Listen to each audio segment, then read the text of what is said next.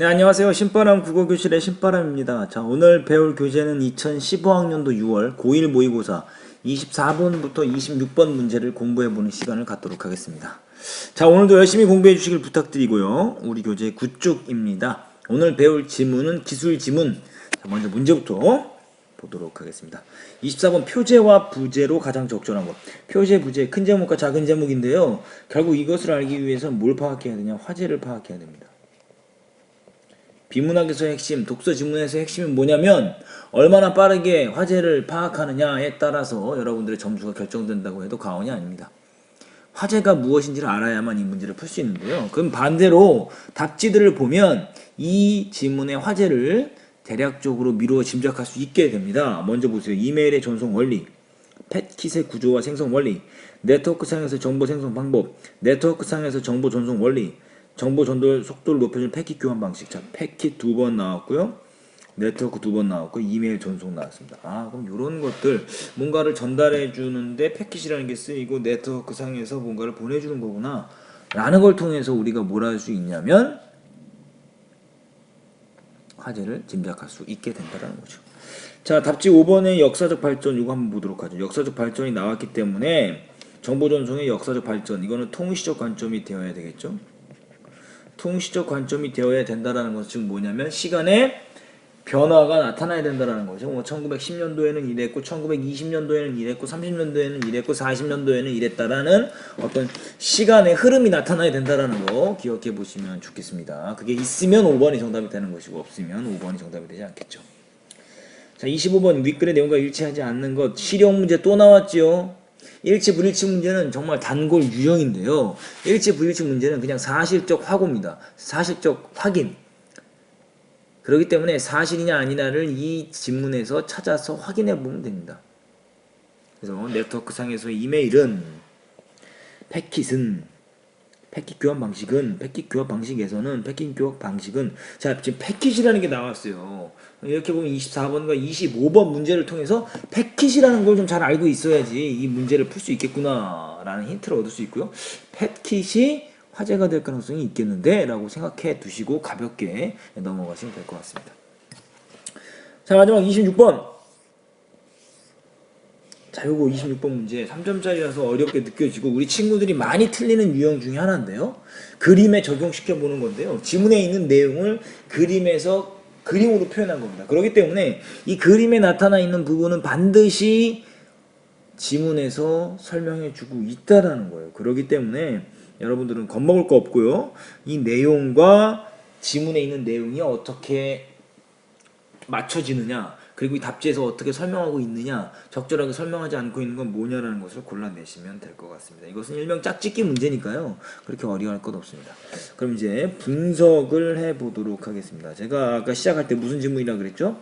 그렇습니다. 기술 지문. 첫 번째 문단 들어갑니다. 일상생활에서 편지를 보낼 때는 편지 한 통이 통째로 전달된다.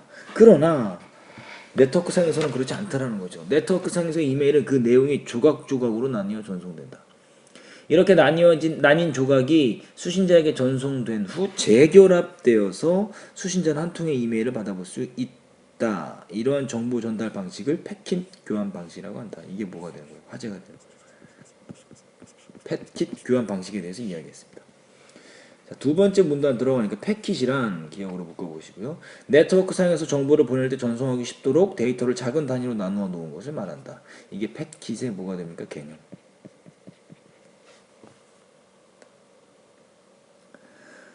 자, 패킷은 크게 헤더부와 데이터 영역으로 구분된다. 헤더부와 데이터 영역으로 구분된다.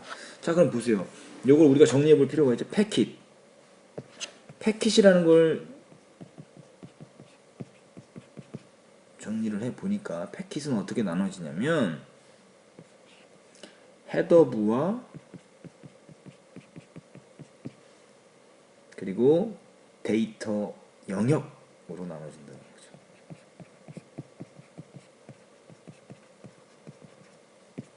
자, 헤더부가 뭐가 있냐? 자, 보도록 하죠. 헤더부에는 정리해보죠. 헤더부에는 메시지가 최종적으로 전달될 주소와 패킷의 일련 번호가 들어있다. 요렇게가 있다라는 거죠. 데이터 영역에서는 메시지 자체의 내용이 들어가 있다. 이렇게. 그럼 이걸 정리를 해보시면 헤더부는 주소와 데이터를 조각으로 나눈 것들, 데이터를 조각으로 나눈 것들의 일련 번호, 그리고 데이터 영역에서는 뭐가 들어있냐? 메시지가 들어있다라는 거죠. 메시지 자체가 들어있다라는 거죠. 패킷에 대해서 이제 설명을 해주었습니다. 세 번째 문단 가보시죠. 패킷 교환은 다음과 같은 순서로 진행된다. 이 문단을 잘 기억해 둬야 어떻게 됩니까? 26번 문제를 풀 수 있어요. 자, 먼저 긴 메시지는 여러 개의 패킷으로 나뉘고, 먼저 긴 메시지는 어떻게 된다고? 여러 개의 패킷으로 나뉜다. 1번. 그리고 각 패킷에는 헤더가 부착된다. 2번. 헤더가 부착되죠. 각각의 패킷은 버퍼와 여러 개의 노드로 이루어진 패킷 교환망을 지나게 된다. 이제 어떻게 돼? 패킷 교환망을 지나게 돼요. 3번. 패킷이 한꺼번에 많이 나가면 경로가 막힐 수 있기 때문에 패킷들은 우선 버퍼라는 기억장치에 잠시 저장된다. 우선 버퍼라는 기억장치에 잠시 저장. 4번. 버퍼는 패킷이 원활하게 전송될 수 있도록 먼저 도착한 패킷을 보내고 나머지 패킷들을 잠시 저장해 둔다. 이후 각각의 패킷들은 노드라고 불리는 여러 개의 통신 지점을 지나간다. 5번째. 노드 하나하나에도 여러 개의 경로가 연결되어 있어서 패킷들은 서로 흩어져 여러 개의 노드와 경로를 통해 이동하게 된다. 패킷 교환망을 지나온 각 패킷들은 수신지의 일련 번호의 순서와 상관없이 어떻게 된다? 개별적으로 도착해요. 어디에요? 수신지에 도착해요. 수신지에 모두 도착하면 패킷들은 일련 번호의 순서에 맞게 원래의 메시지로 재결합한다. 이게 7번째. 만약 수신지에서 일련 번호 순서대로 재결합이 되지 못했거나 패킷이 모두 전송되지 못했을 경우 발신후 수신 불능이나 수신후 에러 메시지를 받을 수도 있다. 그러니까 이것은 패킷이 교환되는 순서.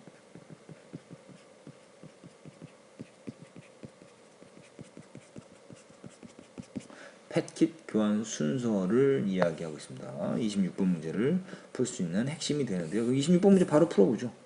적절하지 않은 것. 자, 1번 문제 보죠. A. 헤더부는 뭐라 그랬어요? 주소와 일련 번호. 패킷이 최종적으로 전달되어야 주소와 일련 번호에 대한 정보가 포함되어 있다. 이거 맞고요. 두 번째 문단의 밑에서 두 번째 줄에 있죠. B. 데이터 영역은 메시지 내용이 포함되어 있다. 이거 맞죠? 두 번째 문단 밑에 세 번째 줄. 맨 밑에 줄에 있네요. 두 번째 문단. 맨 밑. 3번 C. 패킷 교환망이네요. 패킷이 원활하게 전송될 수 있도록 패킷을 잠시 저장해 두는 장치. 뭐가 있습니까? 버퍼라는 장치가 있다라는 거죠. 세 번째 문단 하나, 둘, 셋, 넷, 다섯 번째 줄. 세 번째 문단 다섯 번째 줄.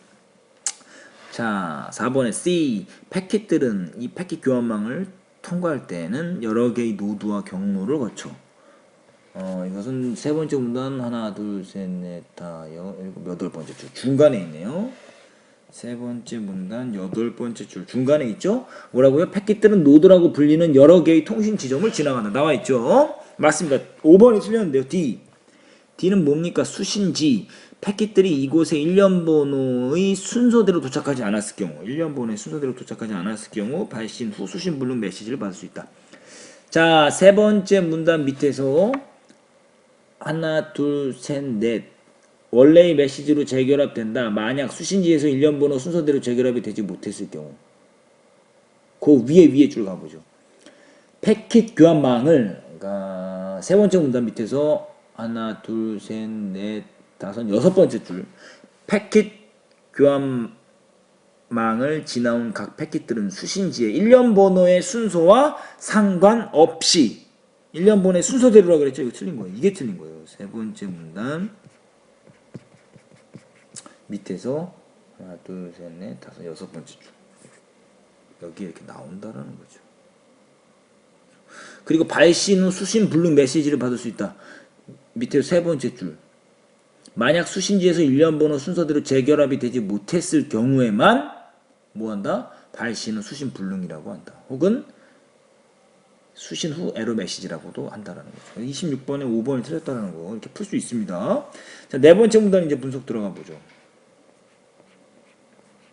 자, 패킷 교환 방식은 작은 단위로 나누어진 패킷들이 여러 개의 노드를 통해 서로 다른 경로로 전송된 후 나중에 합쳐지기 때문에 기존 정보 방식에 비해 많은 양의 데이터를 빠르게 전송할 수 있다. 많은 양의 정보를 빠르게 전송할 수 있다. 이게 장점 1번이 되겠죠. 장점 1번. 패킷들은 각기 다른 경로로 전송되기 때문에 데이터 전송 시 하나의 경로에 과부하가 발생한 전송이 지연되더라도 다른 경로를 통해 패킷을 전송할 수 있다. 이런 장점이 있다. 이것도 플러스 장점 2번. 이 방식을 활용하면 패킷들은 각각 기기의 처리 속도에 맞추어 전송할 수 있어. 처리 속도가 다른 기기들 간에도 정보 전송이 가능하다. 장점 3번. 또한 플러스 보내야 할 데이터가 큰 경우에도 패킷으로 나누어 전송되므로 정보를 원활하게 전송할 수 있다. 장점 4번. 이렇게 해서 이것이 패킷 교환 방식의 장점 4가지를 이야기를 하고 있습니다. 자, 24번 문제 한번 풀어볼까요? 표제와 부제. 여기서 중요한 건 뭡니까? 화제는 패킷이라는 거였어요. 이메일의 전송 원리. 말 안 되죠, 이거. 1번. 패킷의 구조와 생성 원리. 생성 원리 어떻게 만들어졌습니까? 라는 원리에 대해서 나와 있지 않아요. 그리고 네트워크상에서 정보 생성 방법, 패킷 교환 방식의 장점과 단점, 단점은 없었어요. 그리고 정보를 생성하는 게 아니라 정보를 전달하는 거죠. 정보를 전달하는 방법이 틀렸습니다. 자, 4번 네트워크상의 정보 전송의 원리, 그리고 정보를 어떻게 보내는가에 대해서 이야기하는 거죠. 패킷 교환 방식에서 데이터 전송의 원리를 중심으로. 정답은 4번이죠. 5번은 뭐 역사적 발전 나와 있지 않으니까 틀렸죠. 정답은 4번이다라는 걸 알 수가 있습니다. 자, 25번 윗글 내용과 일치하지 않는 건 네트워크 상에서의 이메일은 그 내용이 여러 개의 조각으로 나뉘어 전송된다. 어디 있습니까? 첫 번째 문단 두 번째 줄. 네트워크 상에서 이메일은 그 내용이 조각으로 나뉘어 전송된다. 맞지요? 2번 패킷은 네트워크 상에서 전송하기 쉽도록 데이터를 작은 단위로 나뉘어 놓은 것을 의미한다. 두 번째 문단 첫 번째 줄 패킷의 개념에 대해서 이야기했죠.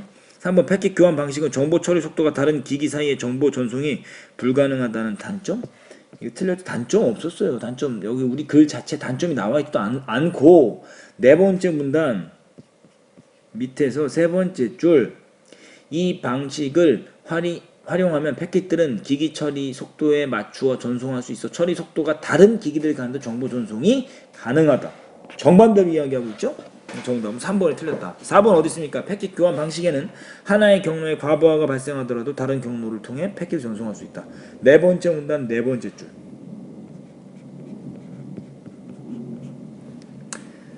하나의 경로에 과부하가 발생하여 전송이 지연되더라도 다른 경로를 통해 패킷을 전송할 수 있다는 장점이 있다. 나와 있죠? 5번 패킷 교환 방식은 기존 정보 방식에 비해 많은 양의 데이터를 빠르게 전송할 수 있다. 네 번째 문단 하나, 둘, 세 번째 줄 나와 있다라는 걸 알 수가 있습니다. 자, 그래서 정답은 3번이 나왔고요. 이렇게 해서 24번부터 26번 문제 풀이가 다 해결이 됐습니다. 어렵지 않았어요. 뭐 26번 문제 많이 틀린 그 오답률이 높은 문제이긴 하지만 여러분들이 기억해 둬야 될 거 세 번째 문단을 정확히 알고 있었다면 그것을 짝을 지어서 26번의 답지들을 분석해 보면 답이 쉽게 나온다는 걸 알 수가 있습니다.